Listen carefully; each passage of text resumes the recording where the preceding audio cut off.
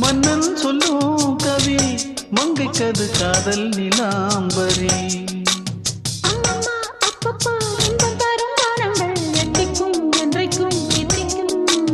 மங்கினி கங்கினி வெண்ணிலவின் தங்கினி உன்னைத்தான் என் கண்கள் சந்திக்கும்